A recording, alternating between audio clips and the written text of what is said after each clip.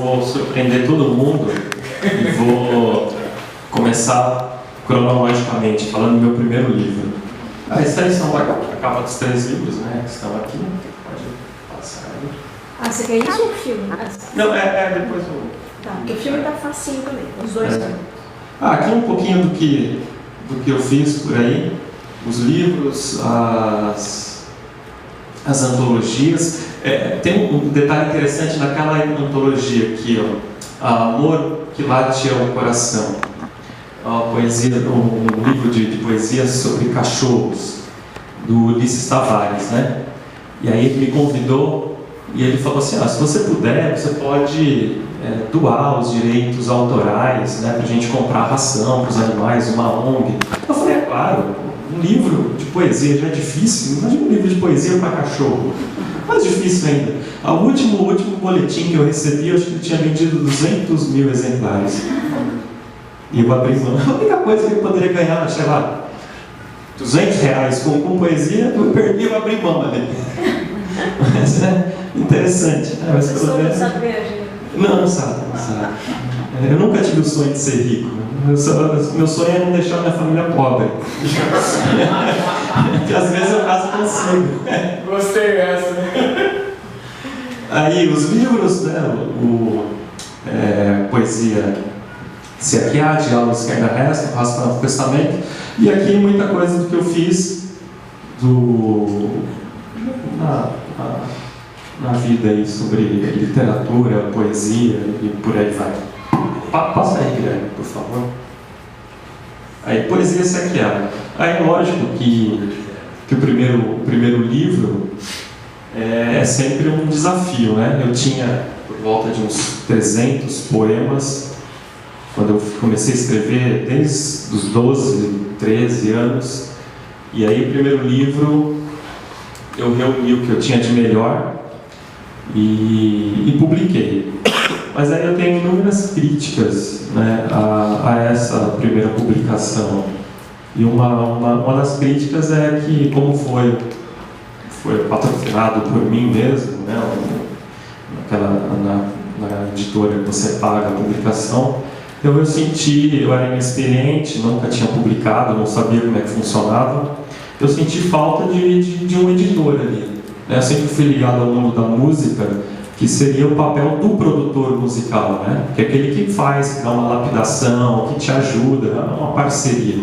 Eu senti falta, então eu acho, hoje, olhando, apesar de ter pouco tempo, publiquei em 2008, mas acho que de lá para cá eu fiquei mais, né, experiente. Então hoje em dia eu olho e falo, tem muita coisa aqui que poderia, né, ser melhorado. E uma das coisas é ter um livro como um projeto, que eu não tinha, eu fiz um catadão que eu tinha. Então, uma das coisas que eu acho que eu melhorei no segundo e no terceiro livro é entender o livro como um projeto, né?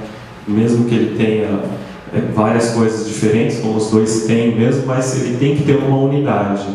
Eu não me atentei a isso no primeiro livro. Mas acho que tem alguns poemas bons lá que, quando eu leio, as pessoas gostam. Geralmente são os poemas publicados no primeiro que tem esse maior impacto. Aí é claro que você chama os amigos para escrever sobre ele, né? Porque só os amigos para escrever bem.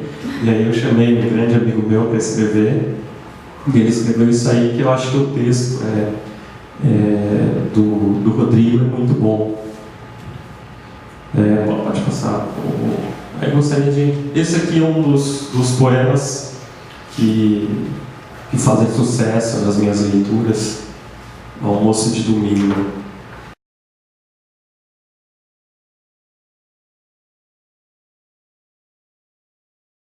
Almoço de domingo. Quando jovem, a rotina de minha família me agredia. Todos acordados, a correria. O entra e sai para o chuveiro, o café com leite e as bolachas. Pão era raro, era longe o padeiro. À noite, cada um em um horário. Chegava, comia, se banhava e dormia. A gente mal se via. Nos finais de semana, minha mãe reclamava. As crianças gritando e o tempo roto se arrastando. O auge era o almoço de domingo.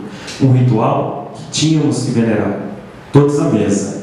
Macarrão, frango e refrigerante. Que fosse o que fosse, minha mãe chamava de Guaraná.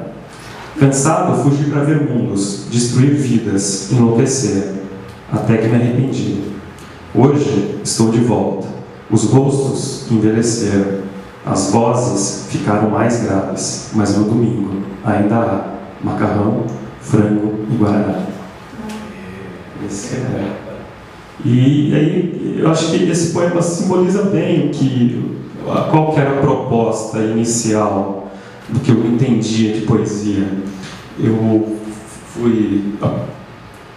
falei, ligado à música, eu tinha uma banda, que era uma banda que na verdade pertencia ao mundo platônico, porque a gente tinha uma banda, só que ninguém tocava nenhum instrumento e nem tinha os instrumentos, mas a gente tinha o show planejado, tinha figurino, a gente tinha logotipo, a banda existia realmente, só um detalhe que a gente não sabia tocar nada. Né? Qual era o nome da banda? Eu já não lembro, né? Não me lembro. Mas eu tenho anotado em algum lugar. Eu tenho anotado em algum lugar.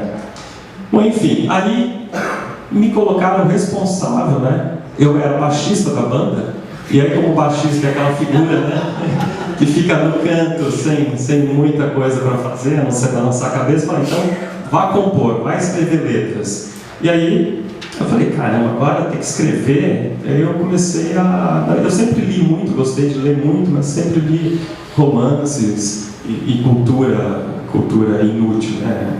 Eu adorava ler sobre extraterrestres, espíritos, né? Aí eu falei, eu vou ler alguma coisa, e aí comecei a ler. Na época eu estava fazendo terceiro colegial, e aí eu comecei a prestar atenção nas aulas de literatura, coisa que então até não fazia. E aí eu comecei, né, fui apresentado aos modernistas, né, Bandeira, todo mundo falou, isso é legal pra caramba. E aí comecei a ler. E aí eu voltei, né, e fui ler os românticos, né, que aí me apaixonei pelos românticos, Álvares de Azevedo. E aí comecei a escrever as letras das canções. E aí a banda, eu acho que essa banda estava fadada ao fracasso, né? Eu acho que ela fracassou. Mas aí me despertou para a escrita, para a poesia principalmente. E aí eu comecei a ler algumas coisas mais atuais na época, e eu percebi que pouca gente gostava de poesia. E aí eu achei que talvez seja porque muitos poetas que eu tive acesso, poetas contemporâneos na época, deixavam o texto muito cifrado, o texto a muitas referências a um pequeno universo ou a um universo restrito. E aí uma vez eu estava vendo um documentário sobre o Pablo Neruda, e aí o rapaz estava apresentando o documentário, ele tinha ido ao Chile, ele falou assim, uma coisa que me chamou a atenção é que eu conversei com o Pablo Neruda, sobre Pablo Neruda com um taxista. E um taxista me disse assim, sabe por que o Pablo Neruda é muito conhecido aqui no Chile? Porque ele escrevia para os pescadores. Era um texto simples. Eu falei, pô, é isso, né, meu? Eu vou escrever para as pessoas comuns. E eu sempre me cativou a linguagem simples, né? Minha família, por parte de mãe, é família mineira, então aquele universo da família mineira sempre é muito musical, né? Aquela melodia das falas, a linguagem popular, também é uma linguagem carregada de metáforas, né? Carregada é um universo riquíssimo. Eu falei, por que não utilizar esse tipo de linguagem? E aí eu tive uma experiência também fenomenal de trabalhar numa empresa de coleta de lixo. E as pessoas que trabalhavam lá vinham do Brasil todo. E aí eu fiquei tão bom que chegou uma época assim que eu conversava com um cara e eu sacava, esse cara é do Pará, só pelo sotaque dele. Esse é do Rio Grande do Sul, esse é da Paraíba. Porque cada um tinha uma forma, né, de falar, e não só um sotaque, sim, mas tinha uma musicalidade, tinha um vocabulário próprio. E aí isso me encantou, eu falei, pô, eu vou trabalhar com esse tipo de linguagem popular, eu quero... E eu já frequentava um sarau ali na Zona Norte, na Casa de Cultura Tremembé, que depois virou Casa de Cultura Tremembé, e tinha muito cordelista. Eu falei, pô, esse é o universo. Comecei a escrever uma poesia que a ideia era uma coisa bem simples. Então, nesses 3 livros, quase não há um vocabulário muito esdrúxulo, referências de outros autores. É uma coisa bem a ideia era, né, bem simples, baixar o tom total mesmo. E um outro poema faz bastante sucesso desse livro aqui, é o Se Jesus Voltasse Hoje. E nesse eu fiz um vídeo cheguei a gravar o poema e fiz um videozinho. Quem acreditaria se Jesus voltasse hoje? Mas, se ele voltasse, Eu aqui atrás me lembrou, gente. seria na periferia de São Paulo, seria negro, cantaria rap, sobreviveria a mortalidade infantil, exclusão social e a violência sobreviveria. Se Jesus voltasse hoje, nasceria no sertão da Paraíba ou Pernambuco, teria voz grave e rouca para falar à multidão e cantar de repente. Sobreviveria a sede, a fome, sobreviveria ao racismo. Se Jesus voltasse hoje no Brasil, dormiria nas ruas, comeria de favor, chamaria Jesus, Genésio, Gésio, Mané, José, João, Benedito, Romão, precisaria ele de nome? Seria católico, evangélico? Seria caótico? Seria cristão, espírita, novamente judeu? Seria Jesus ateu? Acreditaria nele os deuses dessas religiões? Seus seguidores? Seus patrocinadores acreditariam? Ou prefeririam acreditar naquele de barro, louça, gesso ou madeira, que fala pela boca dos outros? Se Jesus voltasse hoje, falaria o que já falou? Se é que falou? Saberia Jesus escrever? Seria um teólogo? Para saber sobre as religiões? Agora dessa vez, caso voltasse, desrespeitaria as regras como já fez? Se Jesus voltasse, quem acreditaria? O diabo? O tentaria? E Deus? Acreditaria ou abandonaria? Se Jesus voltasse, hoje, ganharia dinheiro? Investiria? Agradeceria suas vitórias ou reclamaria suas derrotas a um Jesus mais antigo? Se Jesus voltasse, compraria crucifixos? Pagaria dízimos? Casaria na igreja? Se Jesus voltasse, nasceria brasileiro. Você acreditaria ou o condenaria? Será que já não nasceu? Tá. Então esse foi Se Jesus Voltasse Hoje, que é um poema também bem descritivo, né, reflexivo, e aí ele coloca algumas reflexões acerca não só acho que de algumas religiões cristãs, mas acho que serve para quase todas. E aí depois tem o Diálogos que Ainda Restam, que é o meu segundo livro. E nele já começa aqui uma parceria com meu irmão, que é o meu fiel escudeiro na parte gráfica. E aí o livro, na verdade, não tem grandes alterações, porque esses poemas aqui, eles pertenciam ao mesma época, pertenciam junto àqueles 300. Aí, só que nesse, eu acho que o olhar que eu tive para cada poema foi diferente. E aí muitos eu reformulei, alguns eu reescrevi e pensei o livro como unidade. E aí pedi para o meu irmão fazer algumas capas, e de uma das capas lá, a editora acabou pegando o símbolo do telefone aqui, né, que meu irmão fez. E eu achei essa capa bem legal. E nesse segundo livro, basicamente, o que eu imaginava para minha poesia não se alterou. Continuo naquela pegada de poesia simples, poesia para todos, só que com um universo um pouco muito mais lírico.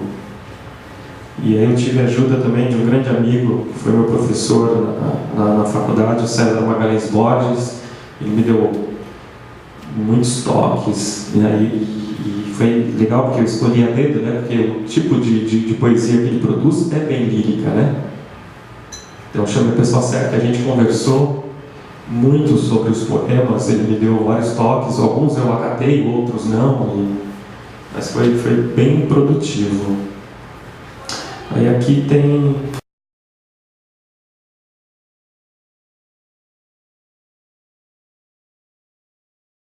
Eu não sou eu, sou outro, e o outro que não eu. Eu sou o outro, e outros tantos, e eu. Se sou eu, que é o outro, o eu que sou também não sou eu. Com tantos eu, outro e outros eus, como posso olhar algo e dizer, isso é meu?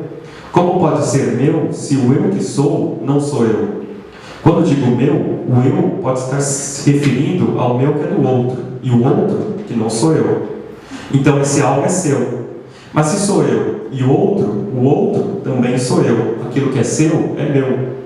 Eu, Fabiano, Fernando, Carlos, que diferença faz se todos os outros sou eu? Eu sou o outro e os outros sem deixar de ser eu. Sou eu e sou outro, e os outros sou eu. Mas os outros, que não o outro, que não os outros, que não eu, também sou eu? E aí cai, né, no inconsciente coletivo, né? Passa o outro, por favor. E o outro, esse é um dos poemas também que eu mais gosto, e aí eu coloco referência da Adélia Prado, que eu acho que é uma das poetas que trabalham justamente com o universo que eu queria dialogar, uma poesia simples, mas não simplória, mas com um linguajar bem singelo. E esse poema, a Vivian falou, né, que eu não vou esquecer, do professor, e esse poema surgiu em sala de aula. Estava falando sobre concordância, e aí eu estava explicando, né, eu tenho formação linguística, não sou aquele professor gramatiqueiro. Eu estava falando que existem outros tipos de concordância, né? E teve uma aluna, aí eu citei esse trecho, esse Divina Rosa, esse trecho da Adélia Prado, e a aluna ficou inconformada. Sim, mas professor, o senhor não pode colocar, escrever isso e falar que isso é certo, a gente vamos. Onde já se viu, né?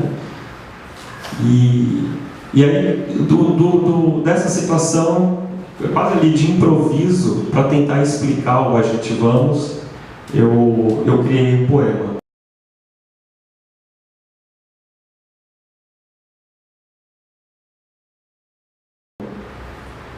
A gente que me refiro. Vamos ao teatro, Maria José?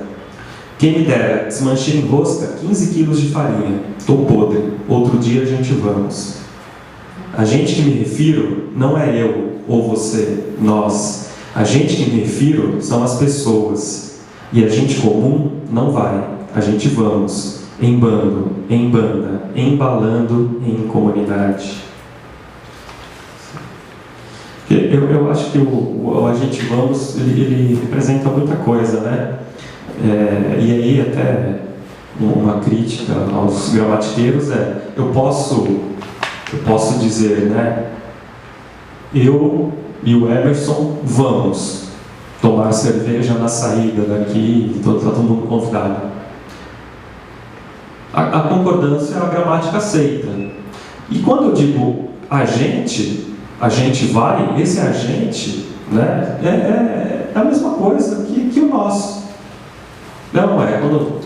Não é um sinônimo para nós. Então por que a gente não pode usar o verbo que a gente usaria para nós? Porque eu e fulano, pela gramática seria o contrário, né? Emerson e eu vamos tomar cerveja. Aí é válido.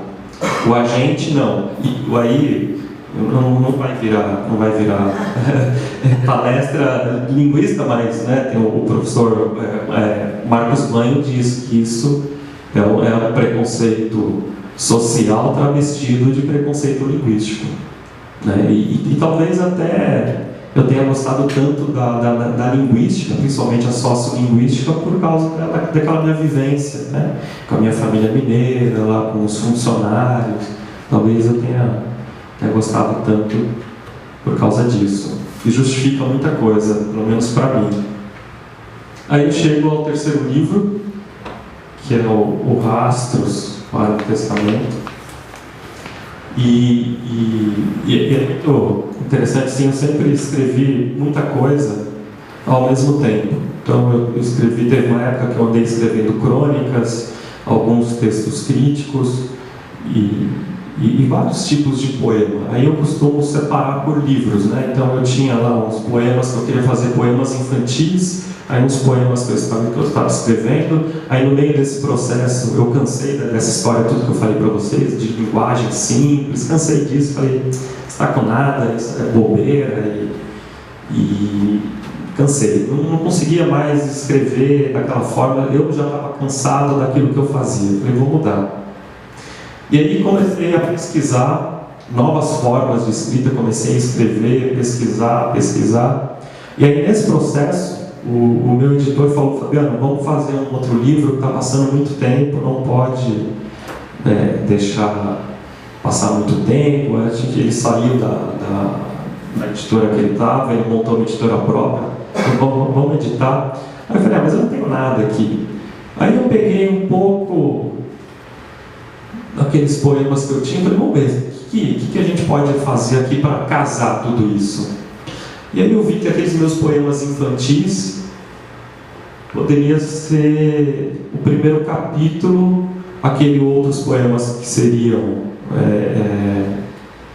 aqueles que eu estava escrevendo no momento, poderia ser que eles falavam mais de um presente, e os infantis de um universo infantil, mas um universo infantil passado. Eu falei, acho que aqui tem uma coisa, né? Uma trajetória de uma vida. Falta agora a parte do futuro, a parte da velhice. E aí eu comecei a escrever esses poemas. E aí é uma coisa também que sempre me chamou a atenção, é usar a poesia como um processo contrário que o autor faz, que o ator faz. Né? O ator, ele pega um texto que é de outro e encarna. E muitas vezes eu vejo a poesia como algo inverso, né? Você vê um discurso, você vê uma vivência, você vê uma possibilidade no outro, e aí você se apropria daquela situação para escrever o seu texto. Então foi com esse pensamento que eu fiz essa terceira parte do Rastros. Me imaginei num futuro, numa velhice, e numa velhice específica, assim, né? Não uma velhice naquelas, né? Vamos sentar, curtir os netinhos, né? Imaginei um velho bem ranzinza, bem rabugento, que deu tudo errado na vida do cara, ou então aquela situação que o cara chega e fala assim, meu filho, eu fiz até aqui, daqui para frente é com vocês e se vira. E aí eu achei bem interessante que tem essa pegada de um velho bem ranzinza. Pode passar, Guilherme, essa é de um outro, do Diálogos. Essa aqui é a capa nova, que eu vou lançar o ano que vem do Diálogos, e essa capa já foi produzida lá pelo meu irmão, que, como eu falei no vídeo, meu irmão ele consegue capturar exatamente o que eu quero. E aí, como eu falei também, talvez se eu desse maior liberdade para ele, ele faria coisas bem melhores, mas ele consegue captar, tanto na capa do Rastros, foi ele que fez também, como na futura capa do Diálogos, é exatamente o que eu imaginava.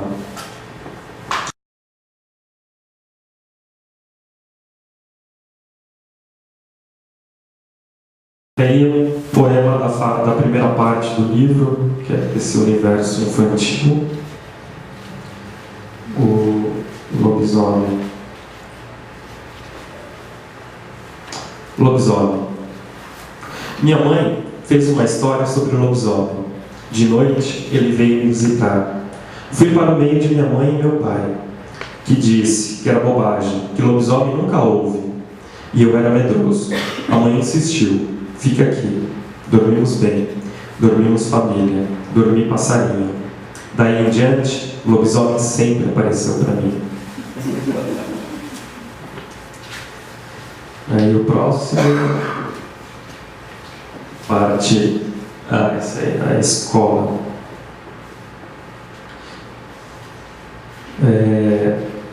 segundo capítulo seria, né, os poemas já de uma maturidade, né, poemas atuais.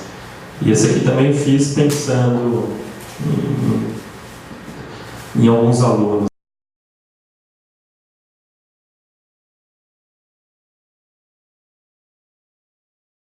Escola. Na sala de aula, preposição, artigo, substantivo e locução adjetiva. 40 alunos atentos. Um só dorme, mas é o único que sonha. E terceiro, obrigação.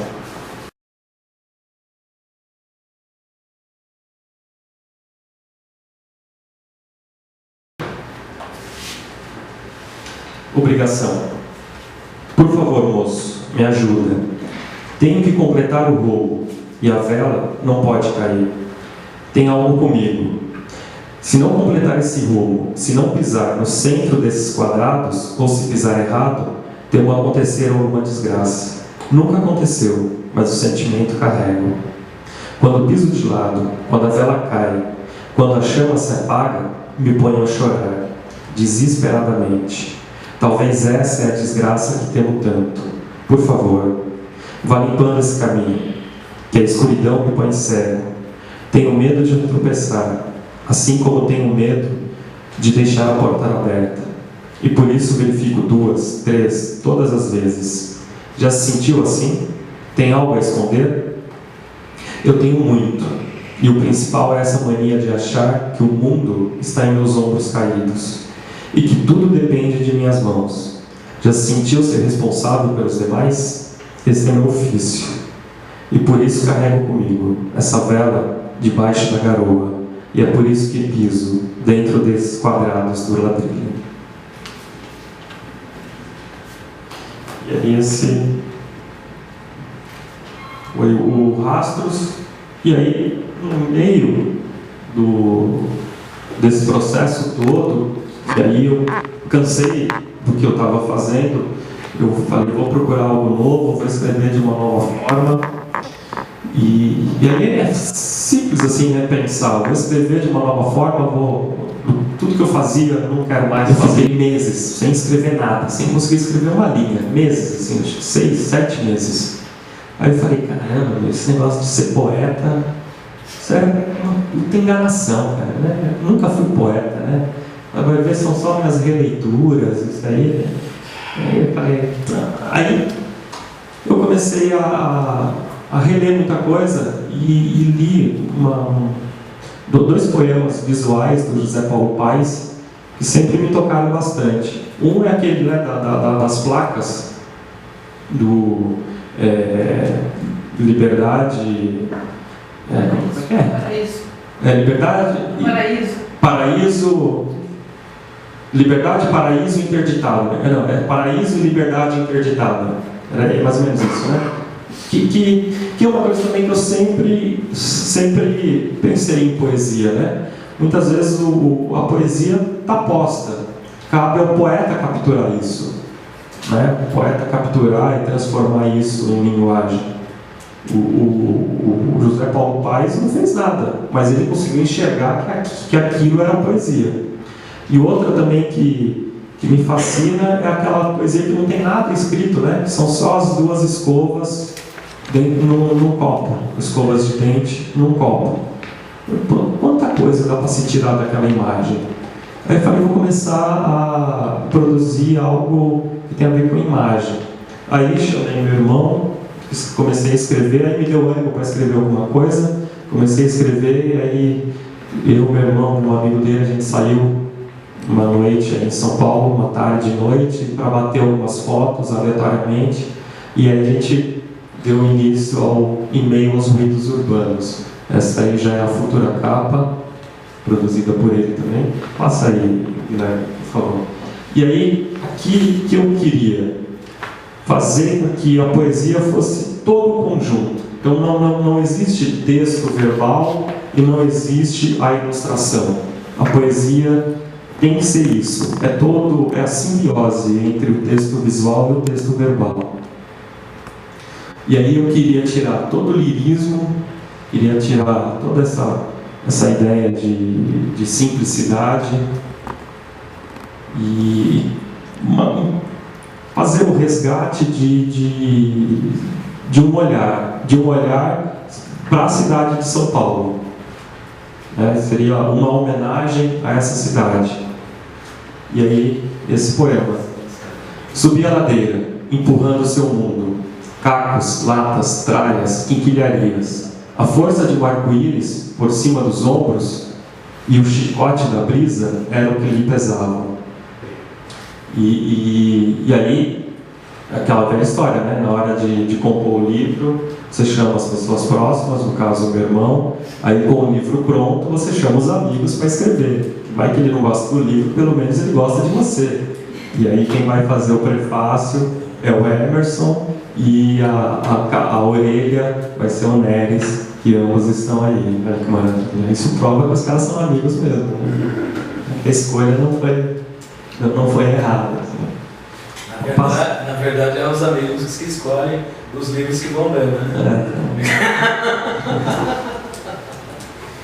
E esse aqui, quando eu pensei de escrever esse poema, eu tinha pensado nesse cavalete mesmo.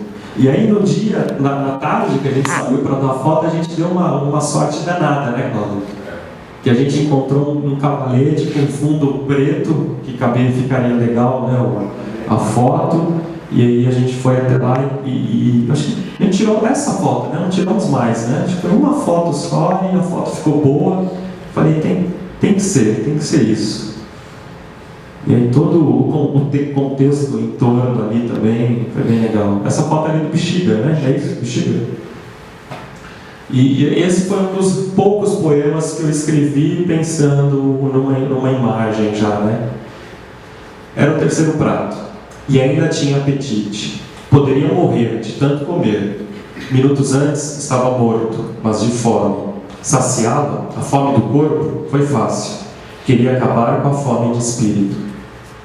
E o trabalho que meu irmão faz aqui é genial, porque é dificílimo, né?